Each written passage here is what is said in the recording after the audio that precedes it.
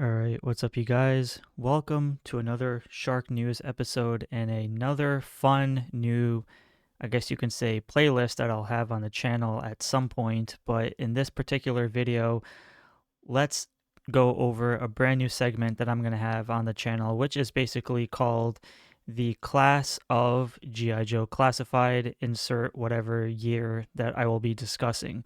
So in today's video, we're going to be going over the class of 1983, and do keep in mind I will have updates for these videos as time goes on because we have not completed the G.I. Joe roster of 1983 just yet. But for those that are new to the channel, those who don't really know much about G.I. Joe and want to learn about G.I. Joe in the sense of original 80s figures versus the classified line, then I'm going to have some fun and talk to you about what figures were released at that time and what figures have released in the classified scale. Now, in case I forget any, do let me know in the comments below and I will update them in the future. But for the time being, this also excludes the swivel arms because we know that a lot of the 1982 figures were also re-released with swivel arms compared to the straight arms, which will be another video at some point in the future. And because I've already done my first video, which was the G.I. Joe Original 13, which practically was the introduction to G.I. Joe by going over figures that were released in 1982. So we're going to dive right into 1983 and talk about those figures. And I want to give a huge shout out to 3djoes.com for allowing me to use the images here tonight. Huge shout out to Carson for having amazing conversations with me about G.I. Joe, and I cannot wait for his brand new book that's going to be coming out as well, so you can check it out in the website. So let's go ahead and talk about the G.I. Joe class of 1983. All right, so the first figure we have here is none other than Airborne. Now, Airborne, I will say, surprisingly, is a very well made figure. I will say Airborne probably ranks in my top 20 classified figures, favorite classified figures. I mean, I love how they kind of captured that old aesthetic of the figure and just kind of elevated it to a new, I don't want to say roughly modern, but a good, interpretation of what he can look like in today's world. So, very awesome to say the least. And it really depends on your preference of collecting these figures in the sense of, whether you want the color schemes to be as exact as you want it to be, like how it was in the 80s, or you don't mind the little color variations. But when it comes to the aesthetic and design, at least for this figure, you can see that they've captured roughly everything that they could, from the boots to the knee pads to the harness to the straps, and just the overall design of it. Facial expression looks great, and then plus, it comes with all the signature accessories and helmet and etc. Otherwise, the highlight for me about this figure is really just that light blue vest that he wears. Even though the original one has a very nice blue tones as well, I do like the classified scaled version, and because it really contrasts as well against the khaki or beige colored jumpsuit. So for me, again, ranks as probably in my top 20 favorite classified figures, just because it's not equipped with a lot, but any time a figure comes with like a harness and straps and all that stuff, like especially when it's like an Airborne, no pun intended, style figure, then it's always one of my favorites, and like it just looks more tactical to me in my opinion. So very happy about this one. So that's Airborne. Great addition into the line, and yeah, I mean, I like it. Coming up next, we have CoverGirl. Now, CoverGirl was re-released at the time of this video. The latest version we have is the retro one that you see on the far right, which has the blonde hair, the smiley face, and the hat. So despite that being more of a departure in comic style or original, whatever you want to prefer it as, the original O-ring version that you see in the middle had its original classified scale modern aesthetic, which was the one on the left. Now, I know a lot of you may disagree with me on this one because a lot of you were not a fan of her head sculpt, and probably the design, but for me, I really really love this cover girl, the one on the left, the classified scale one. All the cool accessories aside, I think this figure is definitely in my top, probably top 15 classified figures, just because again, I know a lot of people were not too happy about the facial expression, but just the bomber jacket, the even though it's a reuse of Lady J legs, et cetera, because we know that when it comes to GI Joe, reuse is nothing new. But they gave her that whole, orangish brown hairstyle, which looks very nice, and then the straps, et cetera, et cetera. So this is what I love about the classified line. And I know I nitpick a lot, but I do have a lot of applause and input, in the sense of I'm very appreciative of how they can take a simple basic figure like the one you see in the middle, and then they can upgrade it to how we see that she has a double belt and then the brown straps with the holster, and then just making the jacket pop a little more by adding more color to the collar, and just more, I don't want to say makeup, but just making the figure like look a little more better compared to how the O-ring version was.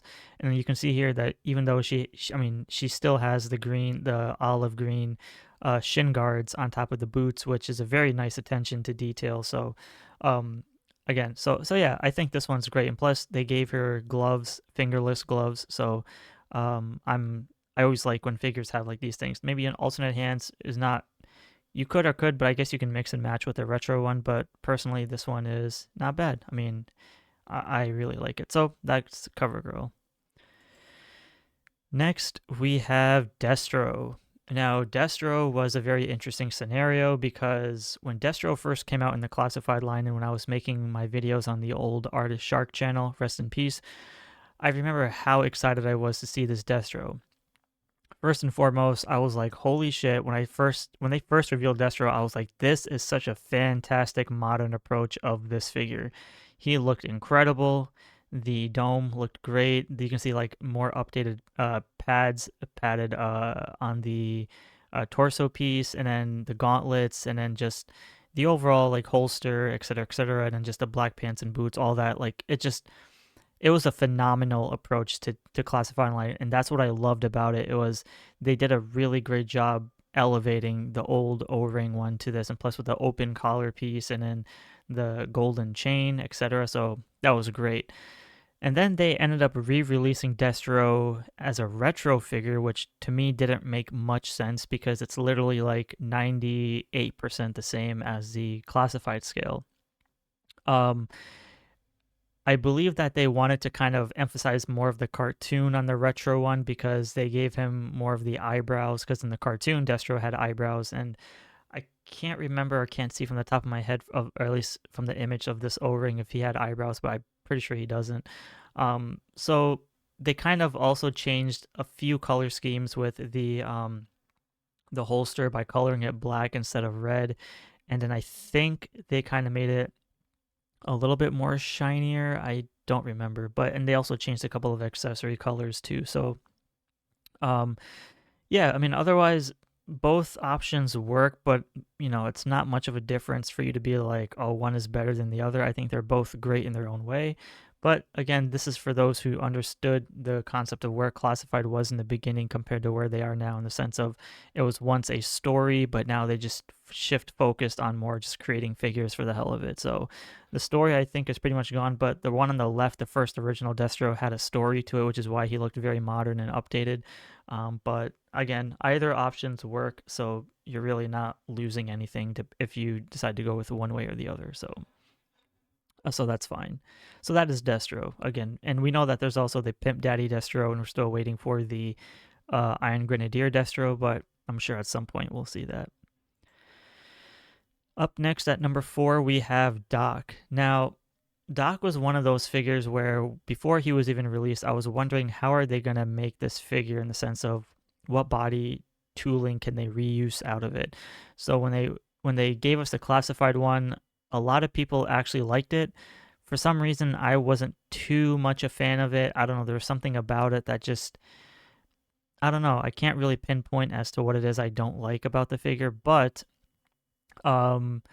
maybe it's because they gave him rolled up sleeves compared to the long sleeves, which is, the old O-ring had the rolled up sleeves by the forearms compared to having an actual bicep rolled up sleeves. But aside from the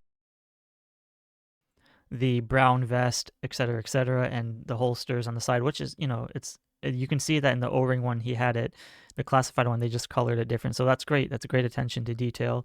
Head sculpt looks great. Glasses, I know I don't have it in the photo, but he does come with all those, the helmet, et cetera.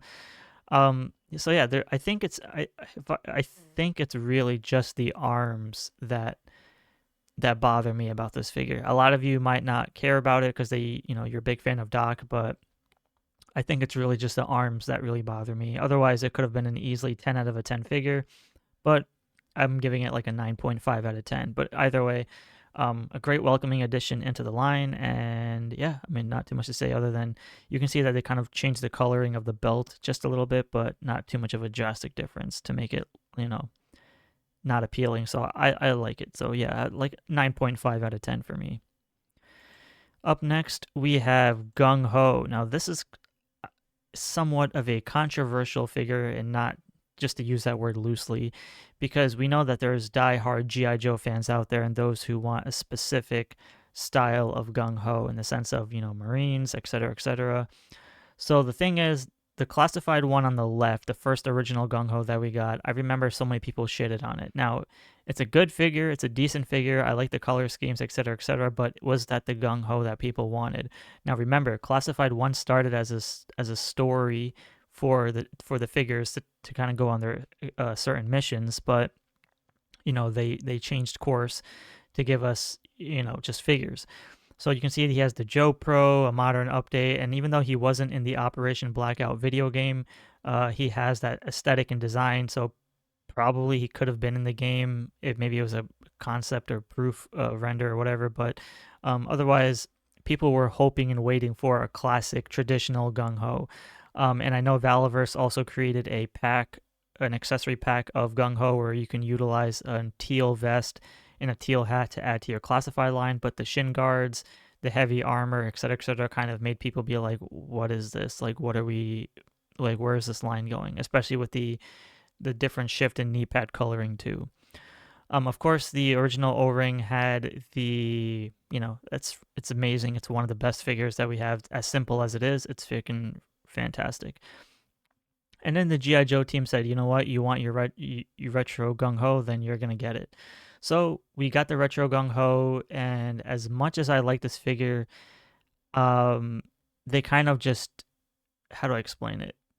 It's good. I give it like an 8 out of 10. It's just that they reused the shin guards and the boots of the old one and just placed it on this one. So I think a little extra sculpting to give us new boots could have gone a long way to make it more retro-y feel, but I guess it's fine. And then the hat is fine too. And I think the retro one is also bald-headed compared to the new classified one, which I think they gave him a mohawk, right? I could be wrong. I think so. I forgot. But anyways, so one of the things that made this, I don't want to say controversial, but that's the only word that's coming to my head, is that they couldn't get the license or the actual logo placed onto the actual Gung Ho figure, this one that we see on the right. So despite not being 100% perfect, some collectors out there are still bummed that they can't use the official logo that the original O-ring had on the new one, but very close. But I don't know, I guess fans are still hopeful for an accurate, perfect Gung Ho, but we're still going to be waiting for that one. Up next, we have the Hiss Driver. This is part of the vehicle line in the sense of 1983 figures that came with vehicles, and this one is freaking awesome. Now, I never owned the original O-ring Hisstank or the Hisstank Driver, so I don't have an attachment to it, but the classified one, and shout out to Sendel Krishnan, who gave a subscriber gift of the Haslab Hisstank, because if it wasn't for him, I wouldn't have had the Hisstank Driver. But it's a freaking fantastic sculpt, great molding, and I just love everything about that figure. So this one is pretty great. It's as exact to the T as we can expect it. Just a great little modern update. You can see that they gave him a holster, and then they changed a couple of things on the belt, and then the Cobra logo is all the same. They just give him a smaller head because we know that O-rings had like big heads sometimes, and then added some extra detail on the gauntlets and stuff. So yeah, this is what I call a fantastic rendition of taking something very simple and just elevating it slightly different, just to give us it's not too much of a drastic difference like how Gung Ho was, but it's a great, like, and it's not super simple to make it look exactly the same as the old one. So yeah, I like I like when they go in this direction. So great figure. Up next, we have Major Blood. Now, Major Blood is a very interesting scenario because I just discovered something very new. Okay, so here's the thing. I don't own the original Major Blood that you see in the middle. I have a 2001 version of Major Blood, because I wasn't really a fan of this particular style of Major Blood, even though it's great. It's iconic and classic. So the one on the left is the Cobra Island one, and it's literally in my top 3 best classified figures. I have it in the shelf right behind me right there. It's like right there is somewhere in there is my Major Blood. And it's a beautiful, beautiful figure. I love it. 10 out of 10. I mean, it's in my top 3 best classified figures to date. Now, this is what I call a great update from what you see there in the middle, and then they revamped them to a completely new, like, upgraded design, and man, I can't praise that figure enough. Now, the thing that I find very interesting is that the one on the right, all the way on the right, is the retro. No, sorry, not retro. It's the re-release of Major Blood, but he wasn't in the retro packaging. He was in the mainline release packaging, and he's supposed to be inspired by the one in the middle, and it's supposed to be like a retro inspired-ish figure because but the reason why it's not is because the packaging one kind of foreshadows that. However, if you look at the minor details of this figure, the one on the right, he has a lot of the color schemes and attributes of the O-ring one, whereas he has that green emblem on the left arm, and there's like some other things you can see here. Now, they could have easily scaled down this whole figure to make it look like exactly like how this one in the middle is, but they didn't do that. They gave us the exact same copy of the Cobra Island one, and just updated some colors here and there, made it the browns a little more poppy, added some reds and stuff like that, and et cetera, et cetera. Had they had gone the route of giving us a simplified version of the Cobra Island one, then I think it would have made a little more sense to me. But again, both options are great if you can't find the Cobra Island one, because the one on the right does have more detail. Now, unless you're someone that wants the cartoon version, if you watch the cartoon, you will know that Major Blood has grays and blues on his torso, etc. So we don't really have an accurate cartoon version of Major Blood just yet, but we do have we don't even have a super accurate version of the original O-ring one too, but I guess these are the best we can have at the moment. And dog tags, all that's still there, so very cool. But I think the Cobra Island one still ranks as very superior one for me. All right, up next we have Snow Job. Snow Job is another great example of taking a very simplified figure and boosting him up into a great looking figure. Snow Job is probably one of the more rarer ones in the classified line just because he's so hard to come by. You don't really see him too often. And I do like the goggles, the gradient colored goggles of the orange. Great addition to detail, attention to detail, and just the pouches and all that stuff, giving him more of an oomph for the color schemes and not making them all white. So they added some grays and kind of giving a very awesome like upgrade to the snowsuit, which I really, really love. So great figure. I don't own the Snow Job, so I can't really praise it, but just based off the photo, like, it looks fantastic and it's good. So and Snow Job is, and I always love any of the Arctic team. We know that they're heavily focusing on the Arctic characters in 2026. So He's being accompanied by Frostbite soon. Iceberg hasn't been revealed yet as a render as of making this video, but I'm sure we'll see something soon about that guy soon, even though he was confirmed to come in the line. So Snowjob, great looking figure.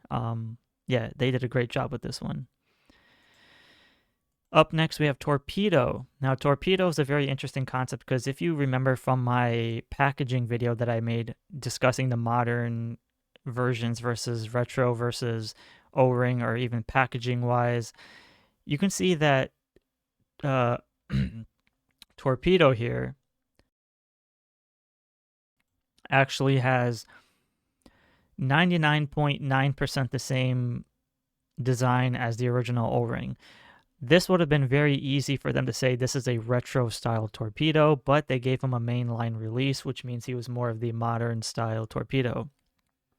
Yes, they did make some adjustments to the color schemes, giving him a little bit more detail here and there, but it wasn't as advanced enough for me to be like, okay, it's a very super heavy update. But, you know, had they put this guy on a retro packaging, I think that would have made a lot more sense. But either way, Torpedo was a classic character and people love this guy anyway. So not nitpicking hard because it's a pretty good figure. I own it, but it's just one of those things where I don't know how I feel about it in the sense of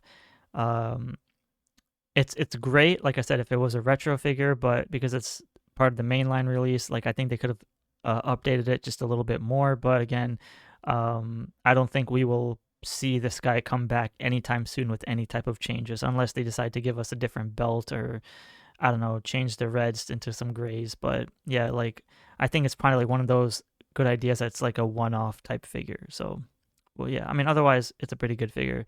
But I'm happy that we got this guy out of the way. Up next, we have Tripwire. Now, Tripwire, I'm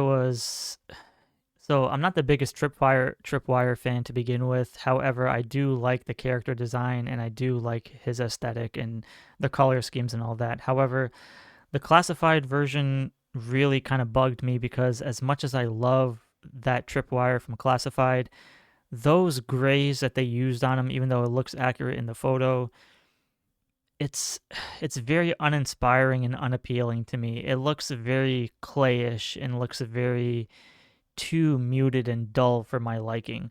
Like he has a very beautiful sculpt. Like the sculpting is fantastic. It's just had they put a little more effort in coloring the details of the pouches, elevating the figure to look a little bit more like vibrant, I think it would have made the figure look fantastic. Otherwise, I know they were heavily inspired by the one on the right, but again, don't get me wrong, it's a great figure. It's just it has so much detail on it that it's all blending in with the grays to make it hard to see what the details are.